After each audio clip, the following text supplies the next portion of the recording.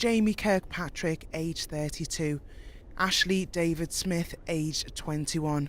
Just some of the names of British servicemen who've paid the ultimate sacrifice. The Royal British Legion's Field of Remembrance in the north is now in its third year, and every single cross here represents a member of the forces who's died not necessarily in World War I or World War II, but someone who has died in conflicts throughout the course of time. Last year, more than 12,000 crosses were planted, and the RBL hopes that many more will be planted this year. Mike Wilson plants his cross in memory of his identical twin brother. Lance Corporal David Wilson died from a gunshot wound while serving with 9 Regiment Army Air Corps in 2008.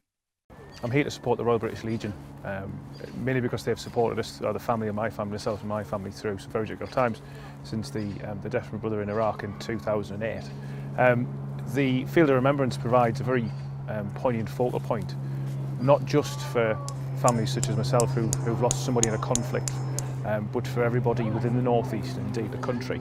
You know, people have come from far and wide to come here. It's very important for me to come and remember my brother and plant a cross for him. To do so, you know. This year's field is perhaps even more poignant as the conflict in Afghanistan draws down and the start of World War I is being marked. So the connections with those who have made that ultimate sacrifice reaches into all sectors of the community, which is why it's such a powerful symbol that we have this field of remembrance every year here in Gateshead. And though the field has been open for just a few days, there's been a steady mix of volunteers inquiring about how they can go about planting crosses. There's also been a mix of ages, but all coming to plant crosses and remember. 24, 25, 20, what's the youngest one you've seen? 20. Oh, young lads. You can't ever forget them, can you? So yes, this is why we come down. First time Ryan's been down, so what do you think of the puppies? I think they're good, and I feel sorry for the people who's died.